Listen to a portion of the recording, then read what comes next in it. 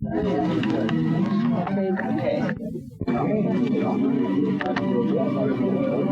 closer to you.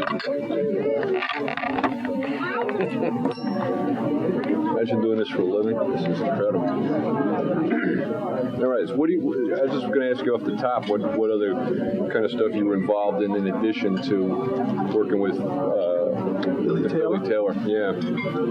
Well, when I'm not traveling with Billy, I work regularly with 2 or 3 different groups. One of them I just recorded with. It's a group with Phil Markowitz, Eddie Gomez, and Joe Locke on Vibes. Mm-hmm. Did a record up in Rochester at the Little Theater, which is going to be released in about a month.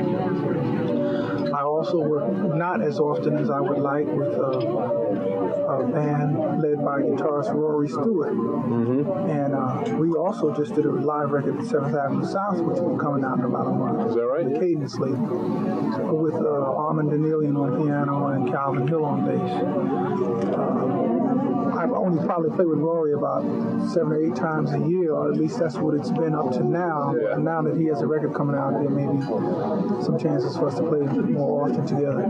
I also work with Lynn Welshman's Tintet, which is a unique sort of a band that has mostly very unique straight-ahead jazz arrangements, but a few fusion type arrangements, and the instrumentation is 2 trumpets, 2 trombones, and 3 reeds and 3 rhythms, 10 pieces. Nice. Lynn has done most of the writing. The personnel is, the horn players, a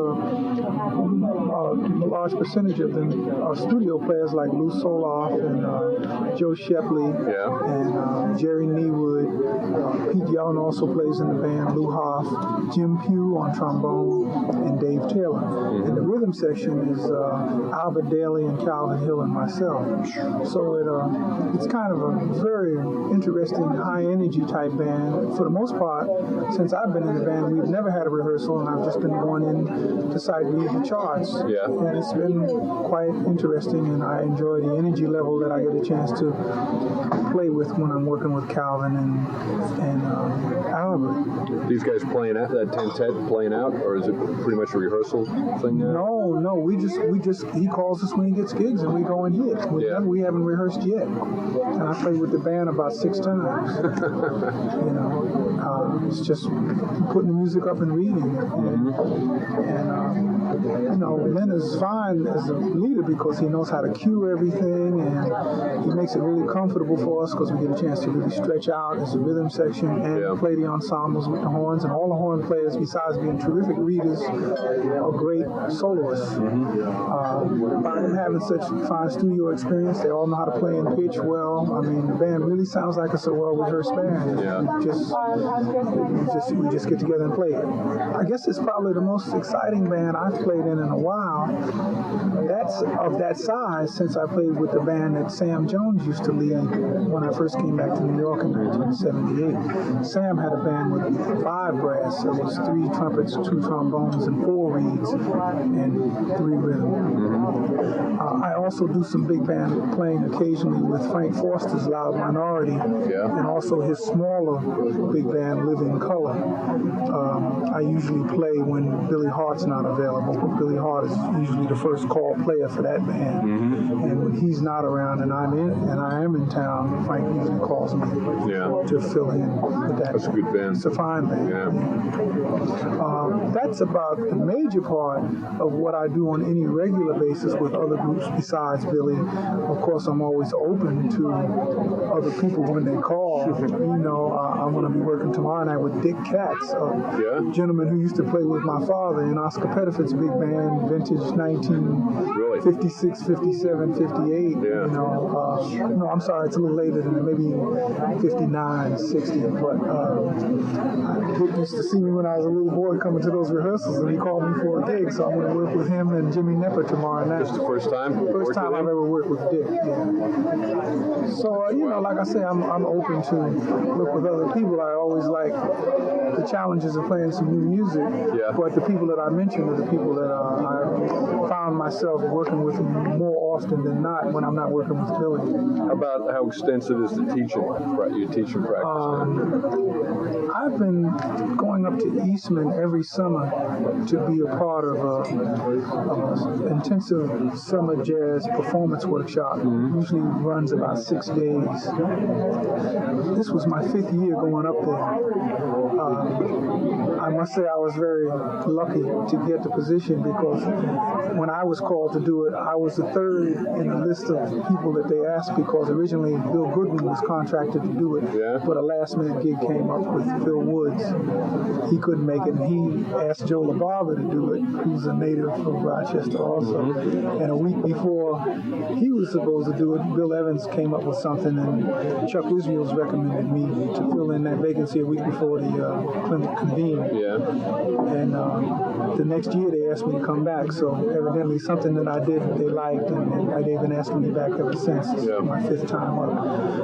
I had extensive teaching experience from teaching 8 semesters at the Berklee College before coming back to New York. That was full-time? That was full-time. I was teaching from 22 to 30 hours a week when I was there during the time that I was there, the 8 semesters. Started off really part-time, but after about 2 semesters, my load started to increase, and I was up around 23, 24 hours a semester, and then towards the end, it got to be about 27 to 28, which really got to be too much, because when I accepted the job, I didn't really want to teach full-time.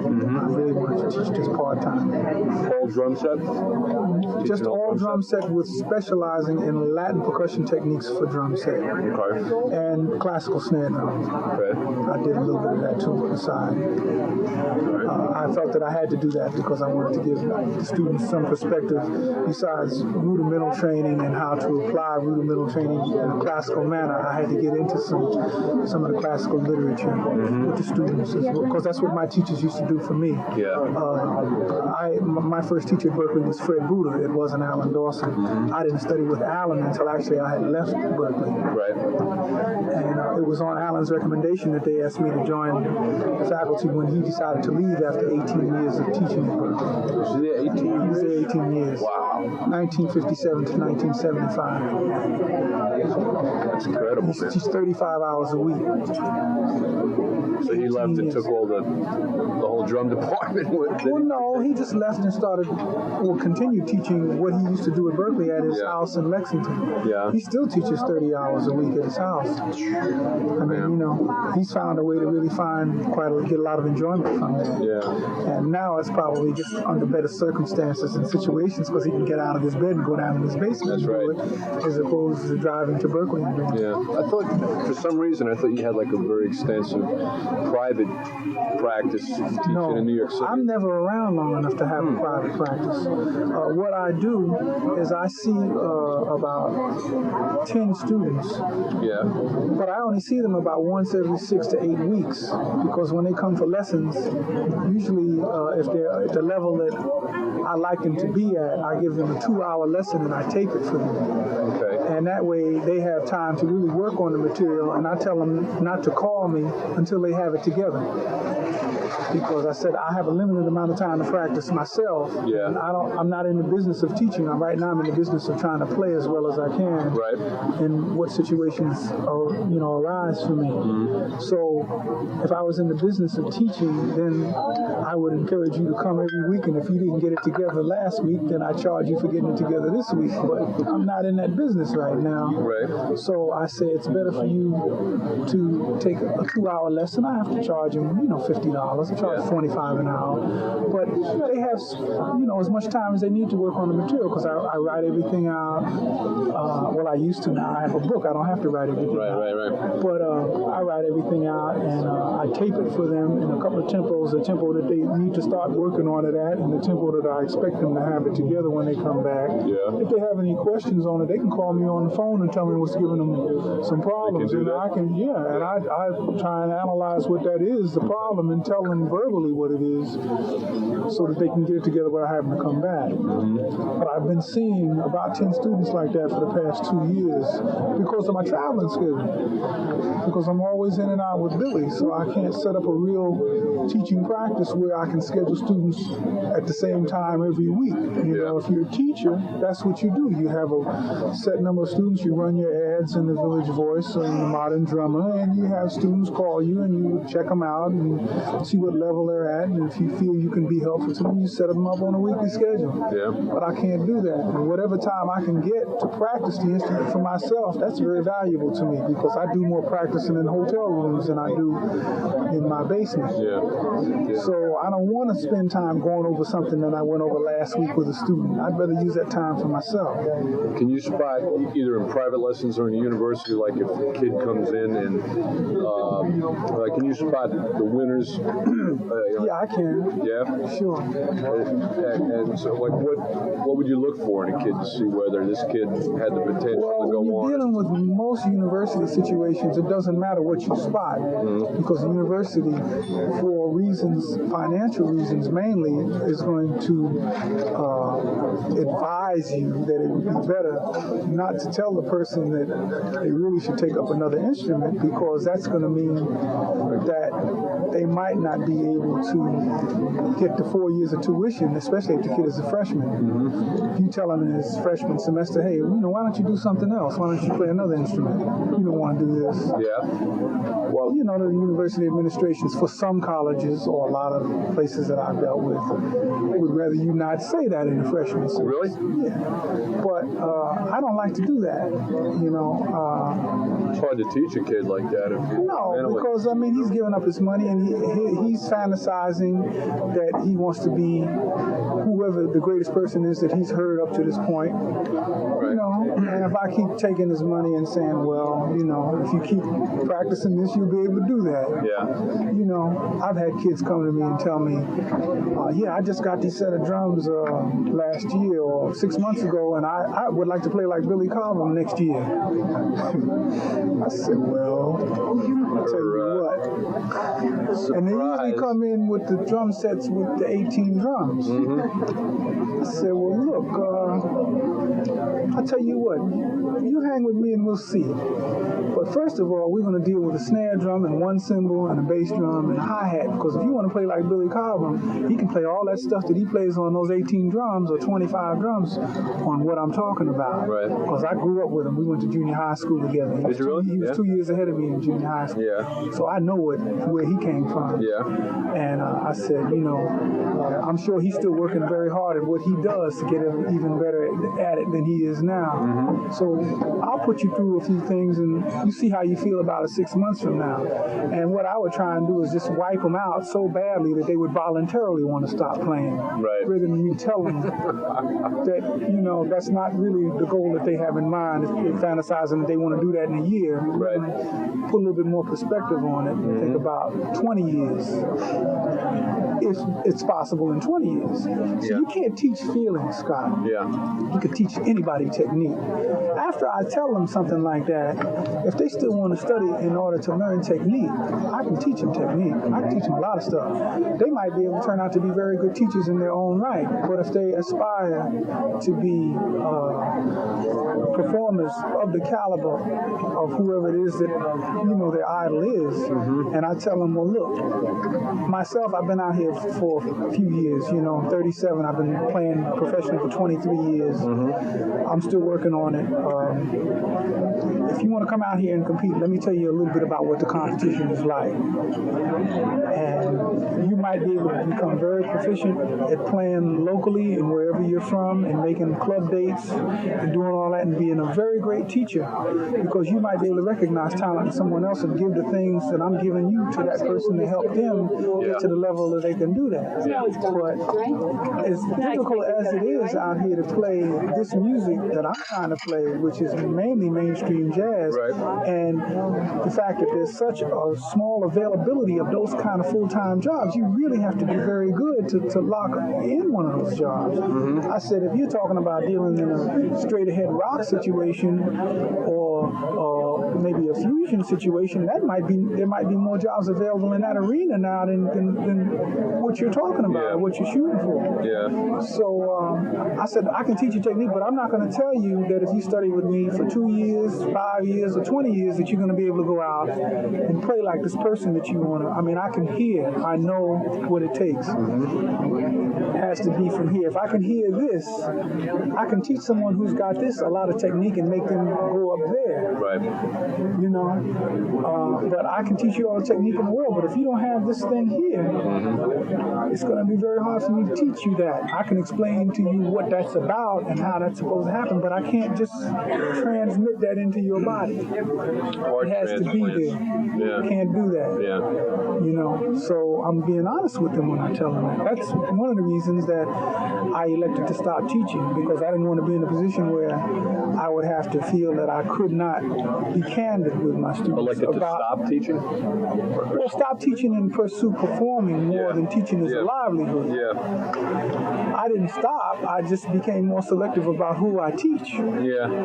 Is that why you got out of the universities? Or are you still doing universities? Well, I'm doing them, but I'm more selective now about what I do in that situation, because I enjoy what I'm doing at Eastman, because I'm dealing with such a high caliber level of player when I'm there. Right. And I also do some teaching at Long Island University at the Brooklyn Center, and that's a new jazz program that's just started. It's a year old now, and I have had a lot of input as to how the program is being developed, and the playing level, of course, is not as high, but still the sincerity is there, and it's not a heavy workload. So I'm only dealing with maybe 5 to 10 students from that situation. Yeah. And if I don't feel that those students are at my level, I can refer them to some other affiliate teacher, because there's a couple of other affiliate teachers on the faculty also. You know, so it's not quite as demanding of me, and I have a little bit more control over who I teach. Yeah. And as far as what I do privately, I have total control over that. I bring a kid out, and if he wants to study with me, I said, okay, you come out. The first lesson or evaluation is free. I'll evaluate you. You come in, you play.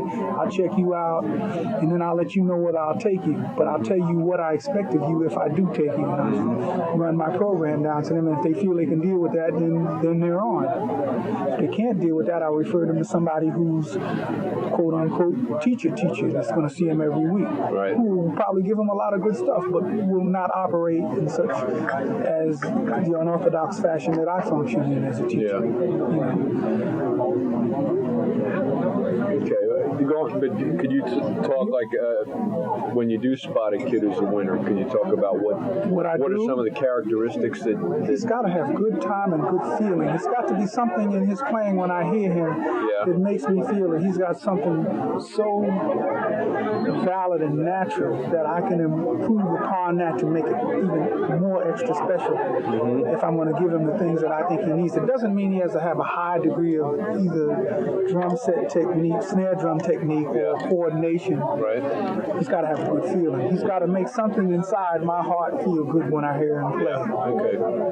You know, just the way he plays time, just the way that I see his concentration into the instrument. If he plays 4 bars at a time and it starts off here, and then at the end of the 4 bars it's up here, then I'm going to stop him for a minute and say, well, look, what you need I can't give you. I can't teach you. I can recommend some things that maybe you should do, like work with a metronome. Maybe that might help, but then maybe it might not, because if it gets from here to there in 4 measures at a time, the problem is beyond usually a metronome taking care of the problem. Okay. You think so? You don't think it? Yeah, you know, because now, what age are you talking about? I'm talking about any age. Any age? Yeah, because a kid that's 6 years old, if he's got it, he's got it. Okay. If he's been exposed to listening to some stuff and he's trying to emulate what he's been listening to, you can hear it. He's either got it or he doesn't. It either feels good or it doesn't. You don't think keeping good time can be developed? It can be developed, but he's got to have something to develop from. It's got to be some sort of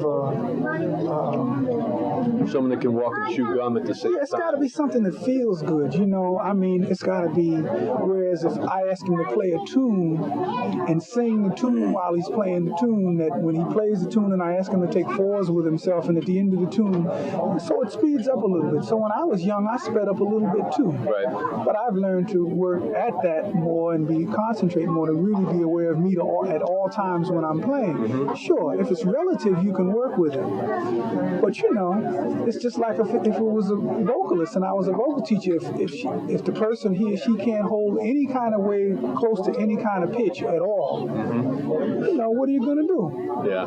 You know, I'm going to tell them to do something else. Have you seen people like that can't want to become become singers can't. Yes, yeah, I see a lot of it. And they just, do they hang in, or does anybody... Sure, they hang in. There's always, I'm afraid, someone in New York who will let you come in and pay them, and they'll listen to you for an hour or so. They'll you keep trying.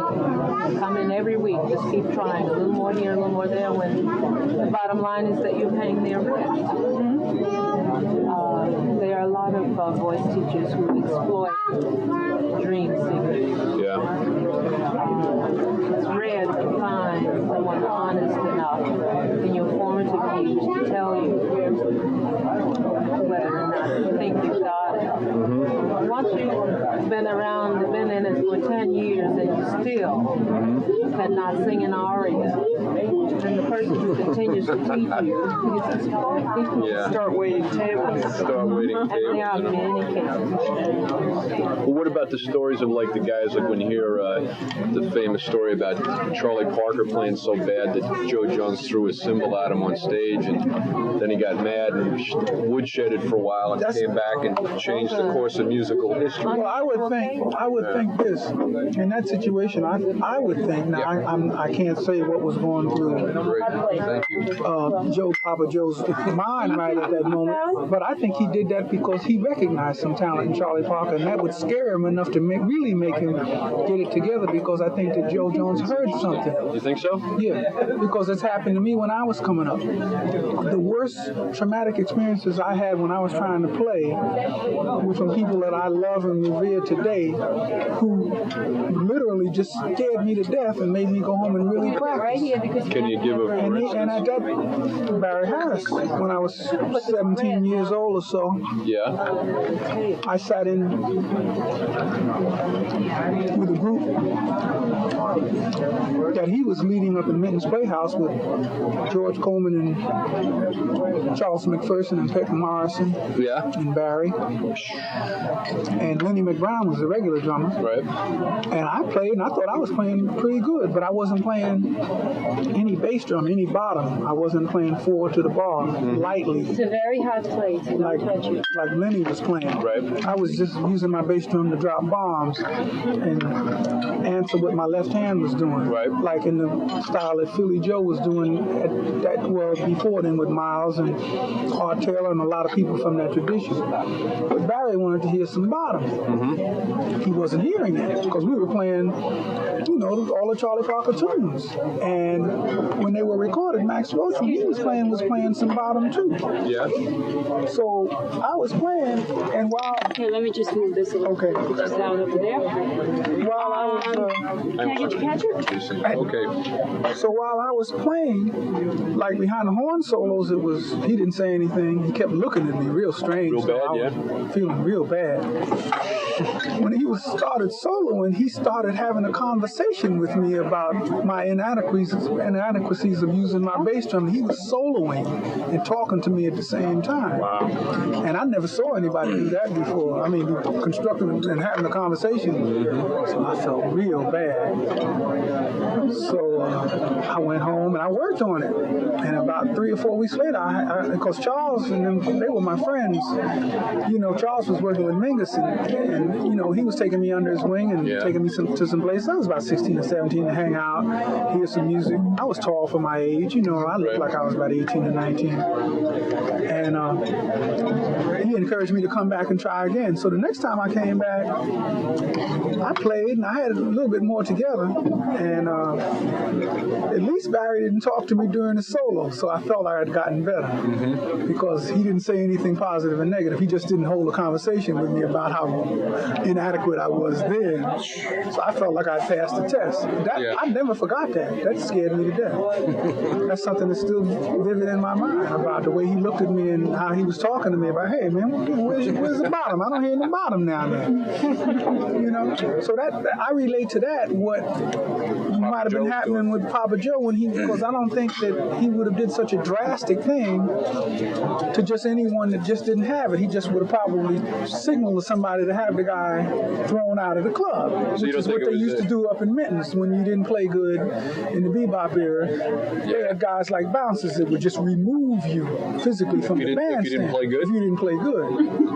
Is that right? They'd come up and... It was guys that were straw bosses at the bandstand that ran those sessions that would remove you from the bandstand. You would be asked to leave. If you didn't have the brains to realize you weren't cutting it. Because that's how high the level of playing was. Now, I wasn't there, but I've heard this from many friends of mine that were there that relate the stories about what it was like coming up during the time that the bebop tradition was really flourishing up there. Yeah. So you think Parker then was probably like one of those kids that maybe wasn't a disciplined kid, but you could recognize the raw talent or something like that. Yeah, I'm sure that. There's no way he could have been so lame that you might have thought, forget about it. No, not even when he was 15. Okay.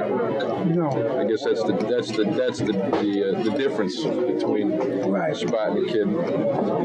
Okay. Right. Now, did I answer that in full about my prerequisites for dealing with a youngster or a student as far as that question that you asked me? Yeah, I think so. That's just my criteria. Now, I may be an oddball because that's my criteria, but that's what I have to do as far as the students that I deal with. Okay. Because of the fact that I don't have the time to deal with students unless I really feel that they have what I think it takes for them to make it if they're really serious about trying to come out. Yeah. That's privately. Now, in school situations, like at Eastman, I don't have quite that levity, of being able to just tell a kid not to play. Because in most cases, the kid is studying with John Beck, who was one of Steve Gadd's teachers. Yeah. And, I know that to be there, they have to be very good to have gotten admitted there. Right. And they're studying the classical tradition. But they're probably very interested in drum set if they're dealing with me in any way, shape, or form. Now, since I've been going up to Eastman, I have been going up there about every other semester during this regular semester to give some input to the drum students that are interested in drum set playing, because Eastman does have 5 stage band ensembles which are open to any of the drummers that are studying classical that want to take a shot at playing some drum set. Yeah. You can't get in the jazz program in Eastman until you've done your undergrad work at Eastman. They have a master's that they offer in jazz studies, but one of the prerequisites is to get in your undergrad from Eastman, and then they do let a few select number of students who have the qualifications from other schools, if they have their undergrad requirement already done in classical, if they come up and audition for John Beck, they can get in the master's in jazz program. Yeah. So I get a chance to deal with those students, but even if they say might be a little stiff in the traditions of playing drum set, I still know that these are high-level players if they've already done the stuff that they were supposed to do for John Beck. So I feel that if they were talented enough to get in there, I might be able to get to work with them and make them get over whatever obstacles it is to make the transition from being a classical player to a drum set player. So, I tend to be a lot more open in dealing with that situation. Do you find like patterns of what am I going to say, specific challenges or problems that guys come up with that want to learn drum set over and over again? Maybe, I don't know if I'm saying that right. Like, as you're teaching students, it's, here's this problem again, or here's this problem again, rather than new things coming up all the time.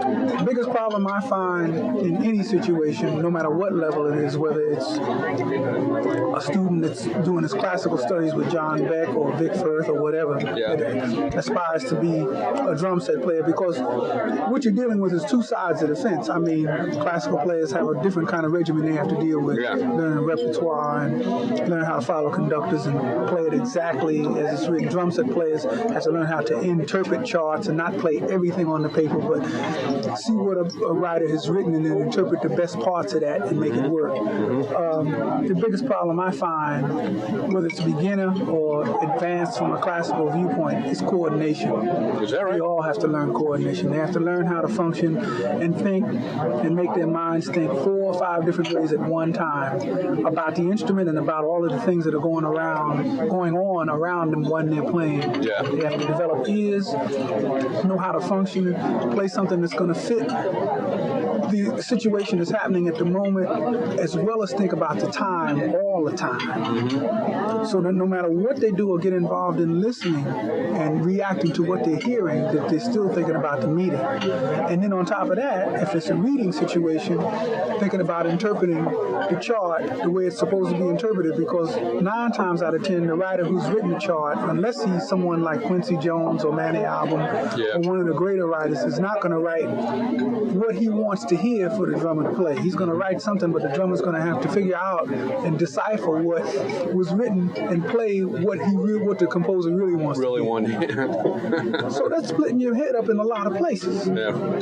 You know? They don't have to deal with that classical music. No. So, that's the biggest problem.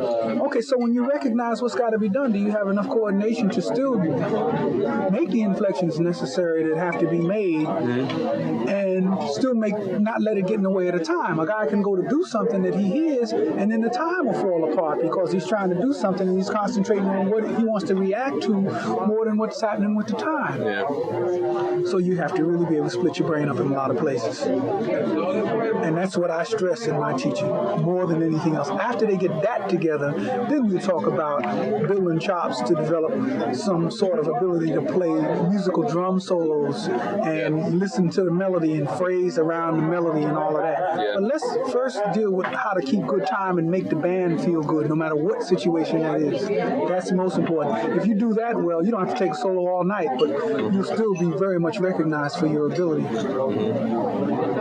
You better eat too while feel free to eat while we. Well, I tend to get into long sentences, so that's all right. But this looked like it was a little hot, so I'm going to dive in a bit. I didn't have any of that yet. I should check it out. Dig in. It's good. It is great. Yeah, you guys can talk too. You don't have to. I feel bad here.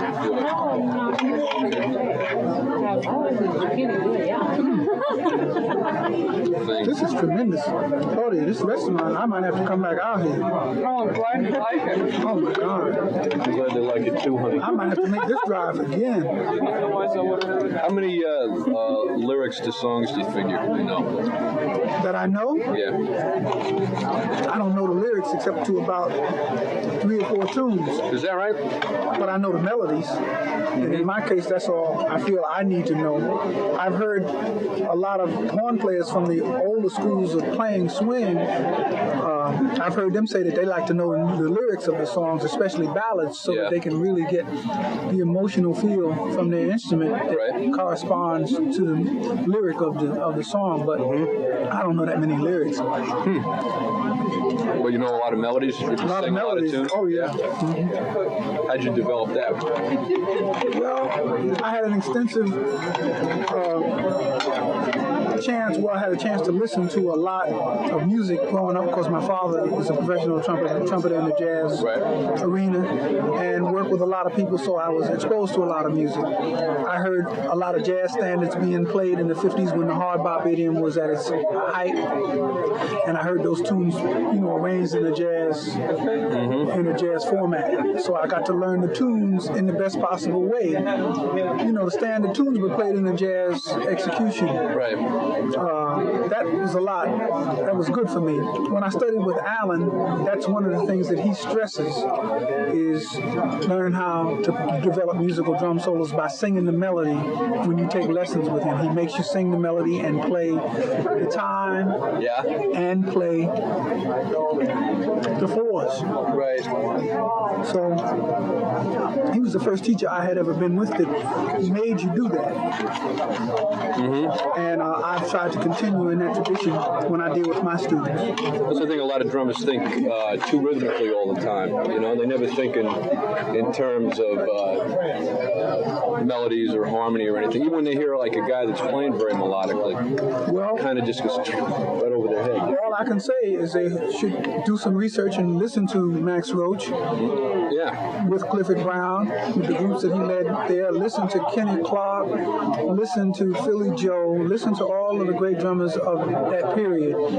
Even go back farther. Listen to Big Sid Catlett if you can find some records with him. Listen to the great drum soloists that played the melody, that just didn't play what I call drumnastics.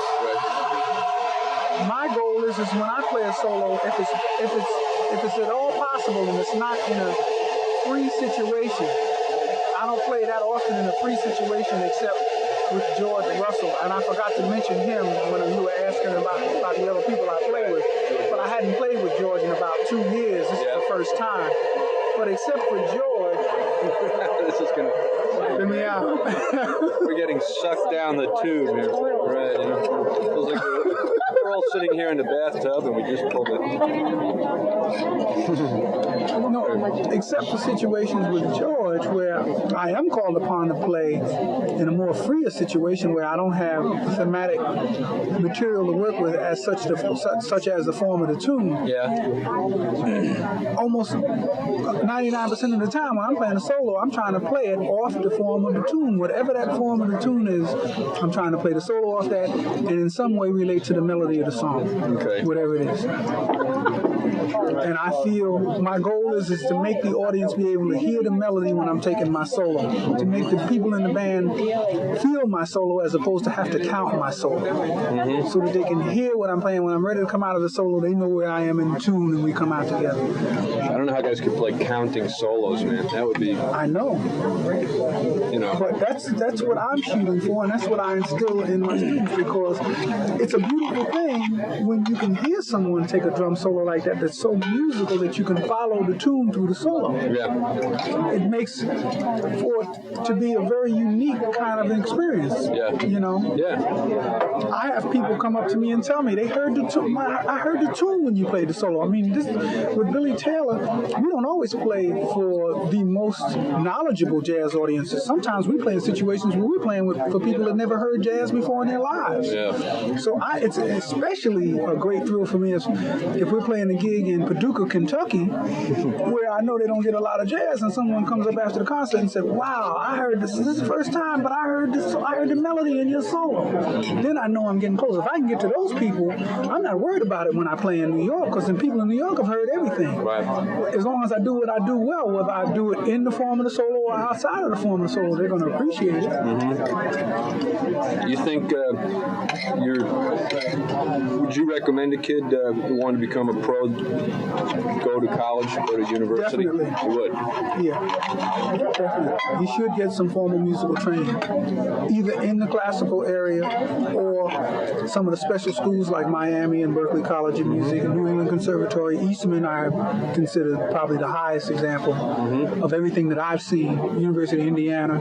It's a few very good schools. I would say yes, go get as much classical and jazz if you can, if the facility offers both. Yeah. Get it. Now, how would you balance that with actual experience too? Go to an area, if possible, where there's a lot of music going on. Yeah. Rochester's good because there's a lot going on there. Miami's good because there's a lot going on in Miami. All types of music is being played there. Yeah. Berkeley's good because there's a lot going on there. New England is good because there's a lot going on there. North Texas is very good. There's not a lot going on in North Texas because of the geographical location, but it's still not that far from Dallas. Yeah. There's a lot going on at the school, but as far as professional playing situations, there's not as much as if you were near a bigger metropolitan area. Yeah, because I've heard some guys that have just stayed in an academic situation, and you put them on a bandstand, and it's really lame. The bandstand is where you get the chance to find out if you learned anything. That's true. Okay? You can get the degree from the college, but when you get on the bandstand, if you can't cut it up there, then you have to do a lot of times, doing your studies on the bandstand. The college can give you the piece of paper, but they can't. The piece of paper you get from the bandstand is the admiration of your peers and the fact that you will get more calls or you won't get any calls if you're not happening on the bandstand. Yeah. So the last degree that you have to get, really, if you're thinking about playing the music that I'm trying to play, which is the mainstream tradition of swing and jazz and bebop and all of that and all its various different forms, then I think you have to get your degree from the New York bandstands, because those tend to be some of the most intense that you have to deal with anywhere in this country and anywhere in the world. Okay. So If you can sound good on a New York bandstand, usually you can sound good on anybody's bandstand in the world. yeah. Because if you're not playing good in New York, the guys, they don't stay too long. They go down the street to the next club and see who's sounding good down there.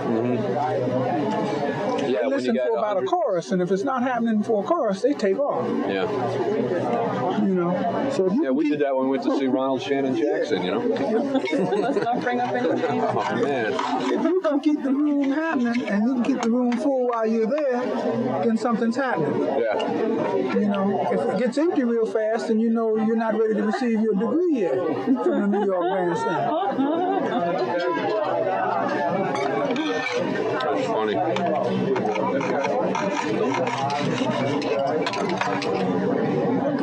Did you whip on the AC? I think so. Lightly. Everybody warming up?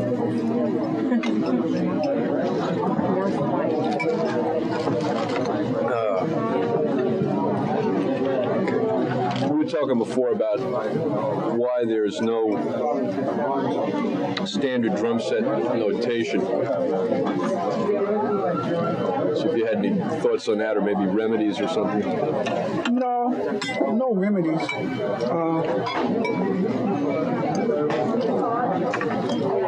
I get a chance to look at a lot of different types of notation. Yeah.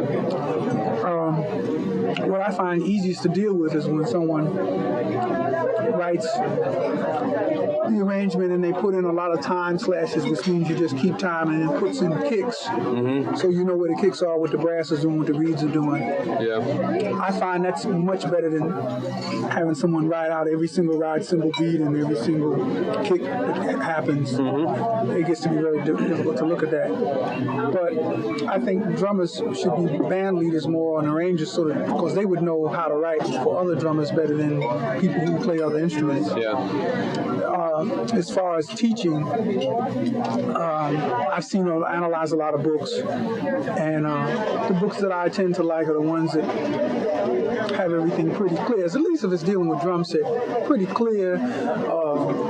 If it's got to deal with 4 different limbs, I like to see it in 2 staves because it's easier to see that way. But can you think of examples of books? One of the best books that I've ever seen for rock notation was a book that John Guerin put out, and I can't remember the name, but I think it was called Jazz and Rock Drums or something. Yeah. His notation was so clear in there. It was really. It looked like if you went on a record date and you had to read, and it was intense. It was a lot of stuff there that he wrote. But it was so clear. I think he wrote it in double stave. I'm almost sure he did. And it looked very, very good. It was very clear to see. It looked like it would play itself. I don't see that many books that have that kind of clear notation. Charles Dowd has put out some very good books that I like that give you a well-rounded picture of what, if you're going to deal with trying to learn the rock style. He makes it very clear. Also, I've seen some of the Mel Bay books look very good. Yeah. I think they're very clear. And there was somebody else that I liked. There was a book called Rock and Bass Drum that I liked that had very clear notation. But basically, I stay away from recommending the rock books because a lot of them get into just writing down beats. And anyone can copy a beat off a record, but that's not going to tell you how to duplicate that sound or teach you about the theoretical concept that was used to develop that beat. Right. Because most of the great studio drummers can go in studio and create a beat to fit the situation of the music that's happening at the moment. Right. And that's what I try and teach. It becomes just as much an improvisation process as playing jazz, if you really know what you're doing and you're applying it properly. So I kind of steer away from recommending too many of the rock books that I've seen because they just, it gets the drummer or the student into thinking like a computer, which he's not, and trying to store up page 75, exercise 23 when he gets to a situation instead of just thinking about creating a beat to fit that situation. Yeah. So that's my sentiments about that. Okay. What you're doing now seems like a long way from. I didn't know you played with Stevie Wonder until I just read that in the front of your book. But how did you get to there, and then what made you decide to not only leave that band but kind of leave that aspect of the music business? I guess Oh, there's a couple of important reasons. I hope so. First of all, when I was in Boston and I was attending Berklee, most of the work